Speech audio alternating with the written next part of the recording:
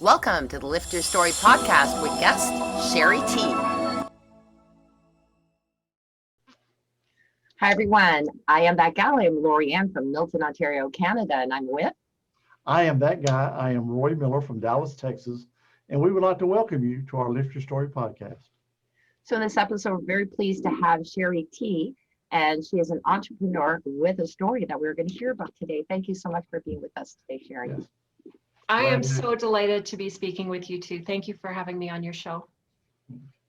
So tell me, you walked away from everything. You started over. I did. I did. I was born into a really interesting family, Roy and Lorianne. I was born into a Jehovah's Witness family. My parents were born Catholics, very staunch Catholics, but well before I was born, they converted to Jehovah's Witnesses when they came here from Holland. And to say that you're born into that religion, it's an all-consuming religion. It is not just go to Sundays and confess and then live your week. It is all-consuming. You go to church, or what they call the Kingdom Hall, at least 3 times a week. You devote so many hours to going door to door every month. And it's all-consuming in that you aren't permitted to have friends who are not Jehovah's Witnesses because they can corrupt you away. You don't celebrate any holidays whatsoever. There's no politics. Women are very subservient in that culture. They have no privileges in the congregation. They can have an opinion, but they can be overridden by a man. They really have no voice. They do not promote education because Armageddon will come before anything else happens. So why bother? And so I was a poster child for this culture. It was all I knew. I was born into it. And I lived my life that way until I was married at about the age of 27.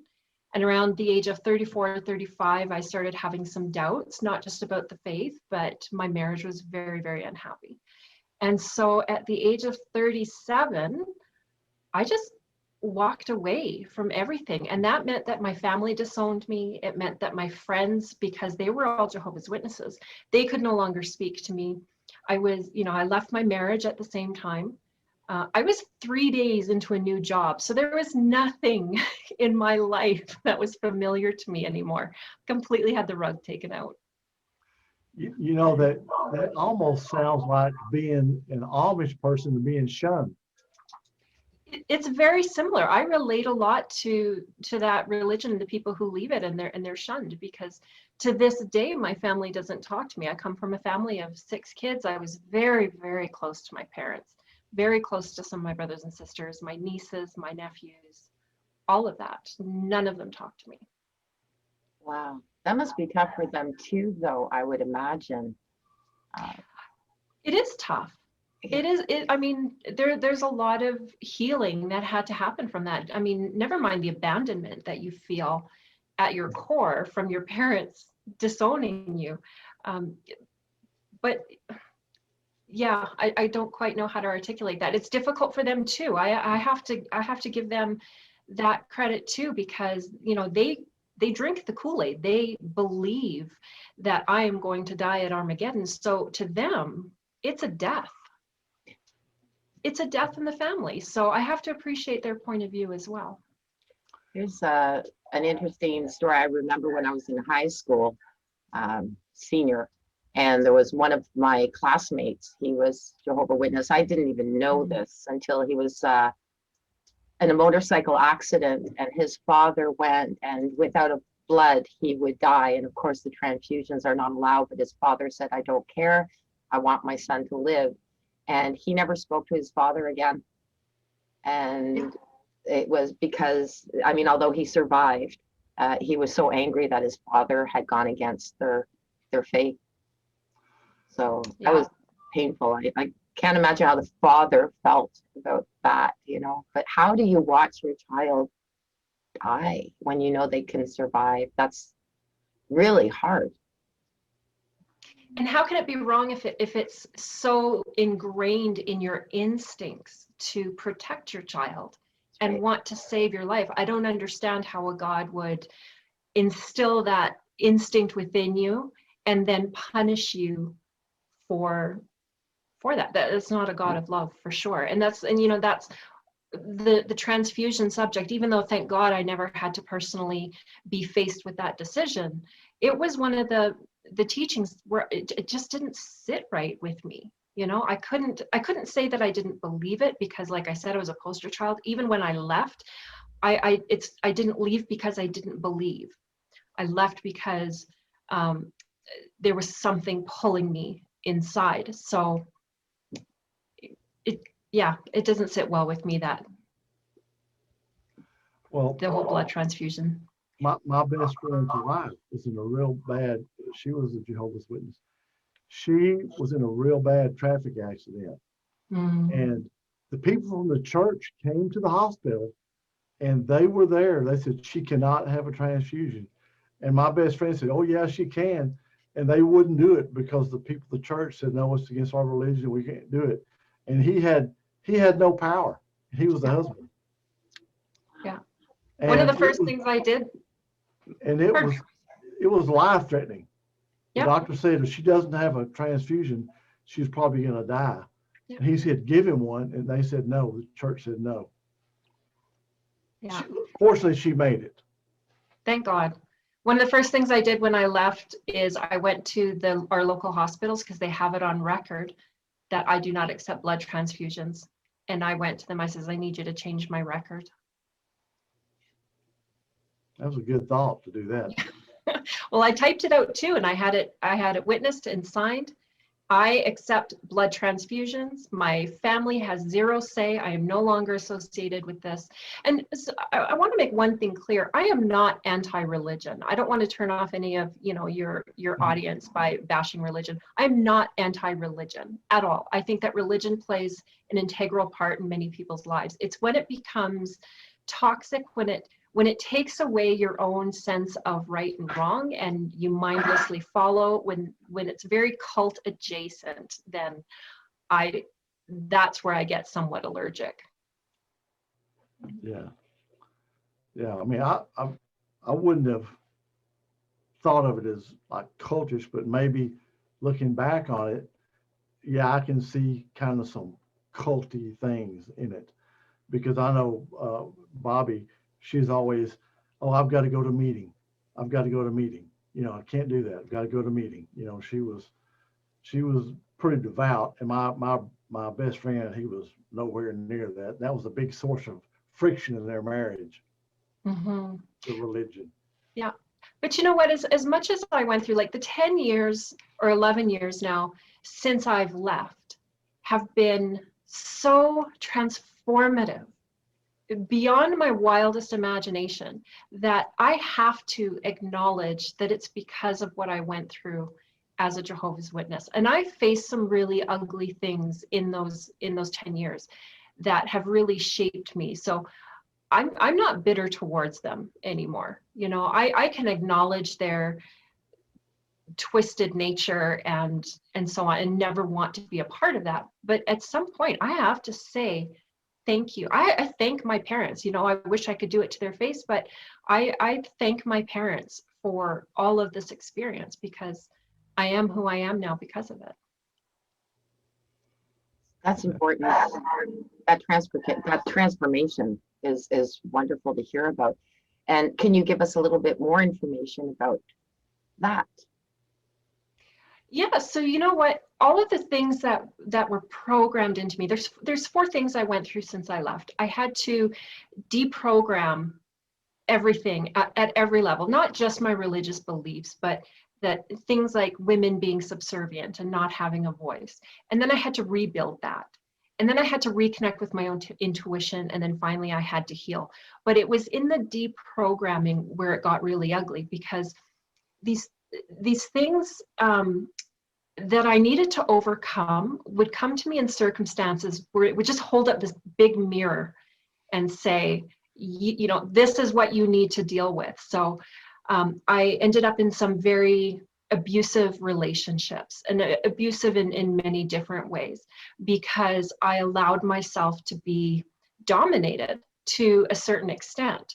And I was very subservient. I didn't have a voice. So I had to go through several really ugly relationships where, people put their hands on me. Even sexually, it was abusing, and it was humiliating. And I had to go through all of these and be stripped to my bones before I figured out, wait a second, there's a connection here. And now I'm strong. I don't let anybody treat me terribly. Deprogramming, they didn't emphasize education. So I grew up thinking that I was always meant for menial jobs. If you think too much of yourself in that religion, then you are slapped down very quickly. So I dealt with extreme poverty to the point where I was just a hair away from homelessness. My bulimia, my anorexia, they were full blown at one point because of my depression, the severe depression that I sunk to. I was all alone, but what emerged from all of that was the knowledge that I could stand on my own. And I didn't need to, have God's approval or anything like that. I even got to figure out what God meant to me. Was there a God? I didn't even know that. I loved that I didn't know if there was a God, because I was a completely blank slate. So yeah, there were several ways that ugliness came out in the deprogramming stage. And then of course I got to reconnect with who I am, because every decision you make in that environment is because the Bible says so, because God said so. It was never this feels right. It was so much against your intuition. So now I get to reconnect with my own intuition. I get to figure out what my calling is, what my purpose here is, and not because anybody told me how or what to believe. I'd love to tell you that I was so brilliant that there was a strategy. I stumbled through it, you guys. I stumbled through it, and I hit my face against the wall so many times because I had nothing. I had nobody. So I rebuilt from learning to listen to my own intuition again. Connecting, when you're ready, the teacher appears.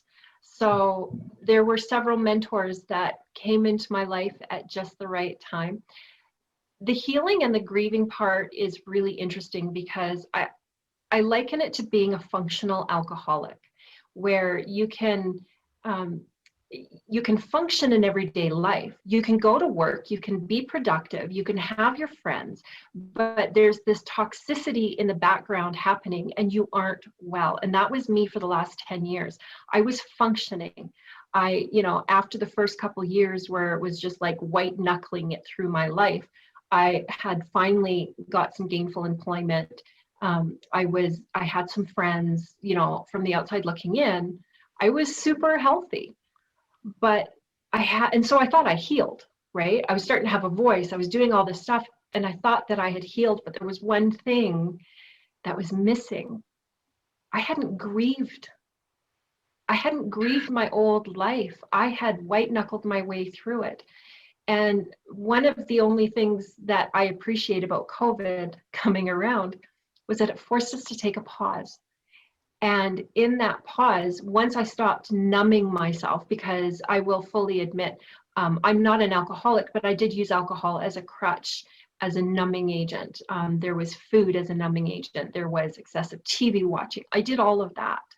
And once I stopped that and I actually allowed myself to grieve, it came on like waves, like these overwhelming waves, but that I was now strong enough to deal with and keep my head above water. And I grieved my old life. I grieved having that community. I grieved my parents. I grieved my family, my nieces, my nephews. I allowed myself to feel angry with everybody that was involved in that old life, because I knew my love for them would survive my anger towards them, but I had to feel everything. And it was on the other side of that healing, that part of it, that I really started to emerge in ways that I never thought possible. And my purpose came to life. And I never thought that I would feel like I had a purpose. So it's been a really tough but beautiful journey.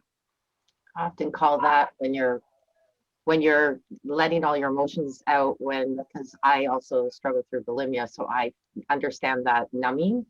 Yes. I call it the sober cry. Oh, good. I And like. suddenly you're just feeling everything that you numbed out when you put it all to the side, what was numbing you, and you finally feel what you expressed. I call that, that was the sober cry. Lorianne, like I just got like the whole body chills when you said that. I think that is the perfect definition of it, and it is sober crying. That's really beautiful. Thank you. So as a guy, let me preface this as a guy. Okay. Now you were talking about relationships. Yes, sir. Now it's hard for me to grasp, and I'm not a female, number one, but like my wife and I, we've always been equal and all that. So my question is, as a woman at that time when you're going through all this stuff and through some bad relationships, is it that when you're in that state, maybe the people that you attract are the ones that are looking for the vulnerable, what's the word? Just I guess the vulnerable women. They want to be the boss. They want to dominate, and they The damsel in find, distress. yeah. Is that I mean, is that kind of a process or a pattern that you found going through that? 100%, Roy, 100%, because you do attract certain people into your life, and they show up as lessons. So my programming at that time was, I'm not good enough. With my depression, my family abandoned me, so there had to be something inherently wrong with me. Women are subservient, so I don't have that voice, so men can dominate me. I mean, they saw me coming a mile away. There was no man who was emotionally mature and decent who would ever have been attracted to me, because I was this wounded little deer. So they came along and they sniffed me out and thought, let's give this girl a run for her money. And they did. And I don't want to say I deserved it. That's the wrong phrase, but I attracted it. And I needed to go through it. They were definitely lessons in my life that I wouldn't be the strong woman I am today without them. Yeah. So you never found someone that actually saw you for who you were and tried to actually help you get past it and become happy. I just ended a 4-year relationship, and this particular gentleman was the best relationship I've ever had. He treated me very, very well, but still, I think he was like that last shred of somebody needing to control my life. And he doesn't do that consciously, but he's an alpha male, very controlling in his own way, very lovely gentleman. I don't want to disparage him, but it was like, oh, I feel now like I'm ready to graduate, which means I'm ready to move on from this. Thank you for treating me so well. But now I am ready to attract a real partner who doesn't feel that I need to change or be controlled or. Just, I am me. Let's be us, you be you, me be me, and let's do us together. But I am my own person. Let's get that very clear. Yeah, you tend to have the two. When you are vulnerable, you have the ones that take advantage of it and can be abusive, and then you have the other ones that are the other way. They're so patriarchal, like they're Patriarchal. That's it. Thank you. But they tend to, look at you as a child and try and father you instead of making you an equal. And it sounds like that's what this gentleman was doing. Yes. All his kind heart, but not understanding that you need to stand here. You don't want to be here. You want to be up here next to them. So even when we walked, it's so funny to say that. Even if something as simple as walking, he was always 10 steps ahead, keeping the same pace, but always. And I'm like, could you walk beside me? Like, where do you think we are? So it's just very symbolic of something very in our relationship. So, but yes, I I'm happy being on my own. I have to say, I am in no hurry. I am not on the hunt. The man for me is not to be found at the buffet table. But if and when that comes along, I guarantee it's going to be the right one. I'm in Good for you. agreement there too. I always tell people I'm happily single and it's not a disease. So I like that. I might steal it. Yeah, it's kind of like, what's wrong with you? How come you're single? Yes. Yes. And you must be on the hunt because you're single. Yeah. it's either you are or why aren't you? And like I say, and Roy sometimes asks, if that right guy comes along, would you be interested? And I said, well, I wouldn't close my eyes to it, but I'm not searching at this point. Like you, I went through the whole process of finding myself and realizing that, I am me. I really like who I am. And it's just move on from there. Well, that pendulum swung both ways for me, for sure. So on the other side of, I want someone, because I was like that when I left my marriage. It's like I need to fill that gap. Like somebody love me, and it doesn't matter who you are, as long as you love me, that's it. And then I swung the other way, where I was like, I don't want anyone in my life. And I was a hermit and I didn't want to make friends. And extreme independence is just as dangerous and toxic as being needy, in my opinion. So I feel like I've been to both sides now, and I'm just happily in the middle. I would love that beautiful relationship. I'm okay without it. It's just beautiful being in the now. Absolutely. So how did this lead you into becoming an entrepreneur? Well, it doesn't sound like it would be a line towards that, but it really was, because when I got into the corporate world, it was as a receptionist and then administrative, or then an executive assistant. And it totally fit who I was, because a subservient woman in the background serving, a dominating male, well, like the position was made for me. And and I did it really, really well. And even that dynamic in the professional world was very toxic for me, because I even had some very abusive bosses because of it doesn't matter what arena you're in, personal, professional, it'll leak through. So then I decided, when I started, feeling that I was a lot more powerful than I thought I was, I decided I wanted to get into the corporate world in my own business, coaching and mentoring administrative professionals. And what I love to do is mostly coach them, because a lot of them they all have the heart of a servant, they all have the heart of a servant, but some of them, like me, took it to an unhealthy place. And so I love coaching them, where I help them find their own unique talents, their own unique abilities, who they really intrinsically are, letting that shine, letting that bloom from them, and helping them advance their career in that way and have more of a voice. Help them be more of a partner to their executive than the subservient little girl in the background taking care of them. That is what I live for. I mean, I remember I had that position when I first came out of university. We always joke about that. We always think we're going to come out of university, we're going to get that, executive job somewhere, but no, you're actually serving an executive. And it was in the advertising industry as well, which is interesting. And I would look at some of my colleagues, not within the business, but were working in the same capacity. And I was always so envious of the fact that they were so outspoken and they could speak up for themselves, because I was one of those little, like, yes sir, no sir, people pleaser type of thing. And that's difficult to work with. So, I mean, if, put me back there now, it would be a whole different story. But at the onset, it was like that. But I really admired those executive secretaries who, stood up. Being my age in my early 20s, I thought, wow, you can do that. Like, yes. Cool. Yeah. So I can see where this would be a great benefit to those, that there's a lot of, and there are men like that too, that are people pleasers, that really have to understand that, which we've talked about in a few of our podcasts, that they have to really learn to say no and learn to start taking care of themselves and seeing themselves.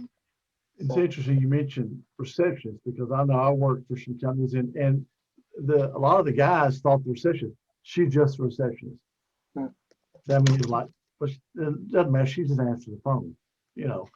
But, you know, she was always the first point of contact for the company when people called, you know, and she did a lot of stuff for us. She got your messages and this and that, you know. So, you know, I always respected, because they had working for 20 guys, you know, trying to do all this stuff. So I had more respect. But a lot of guys, I would say, you know, why do you treat her like this?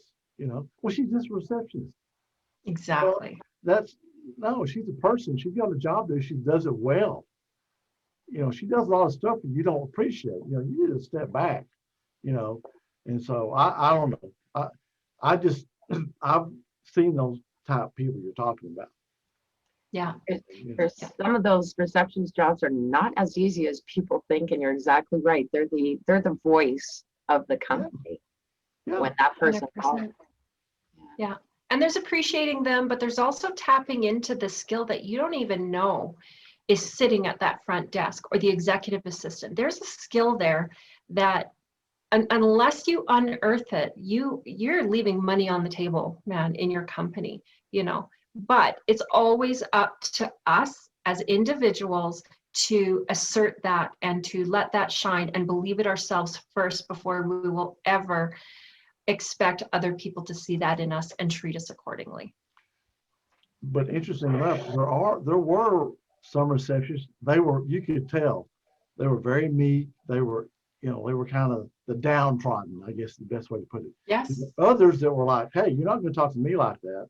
I mean, I'm serious. We had some that say, hey, buddy, no, you know, no, that's not going to work with me. It might work with the other girls, but it's not going to work with me, you know. But there were some that were just really timid and meek, and they were afraid. They wouldn't say anything, no matter how bad. But you might see them run to the restroom and cry because somebody said to them. Yeah. You know, instead of saying, hey, oh, no, you're not talking to me like that. You know? Yeah.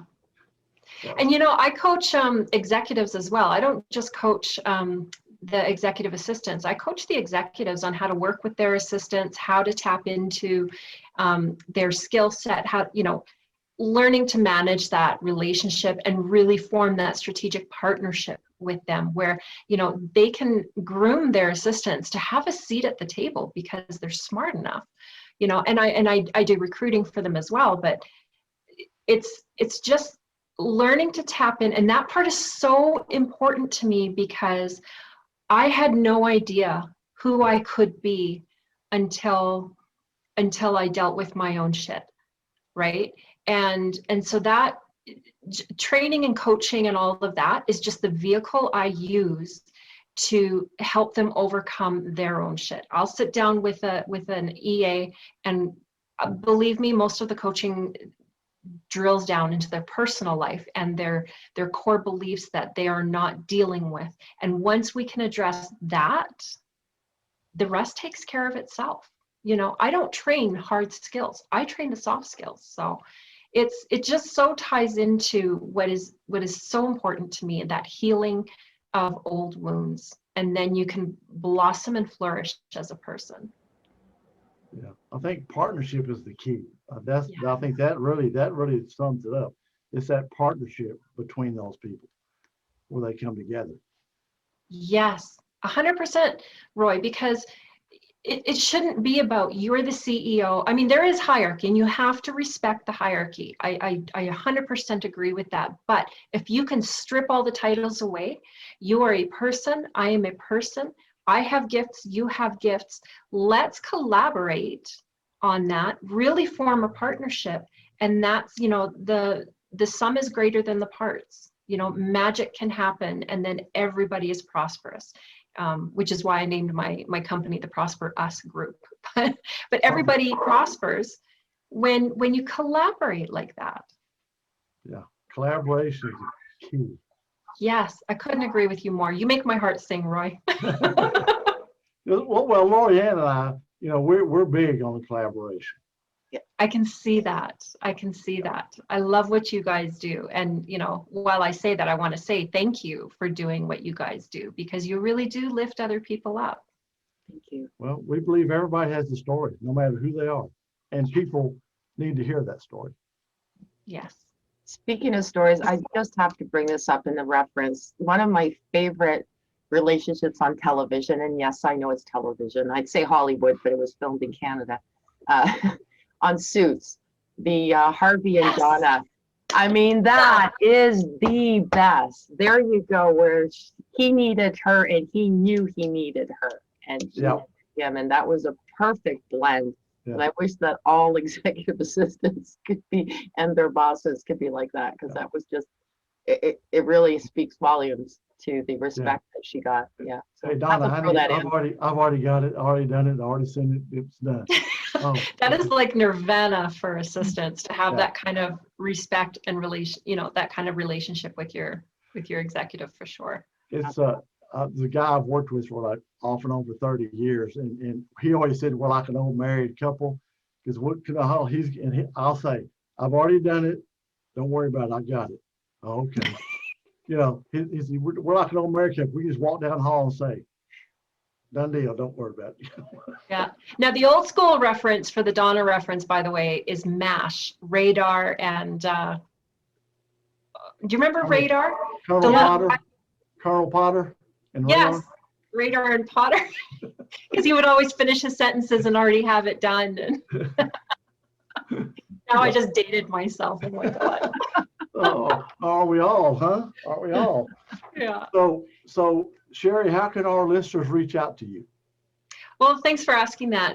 My website is the ProsperUsGroup.com. Oh, sorry, not the ProsperUs Group. ProsperUsGroup.com, and that's ProsperUs with a US, not OUS. So ProsperUs.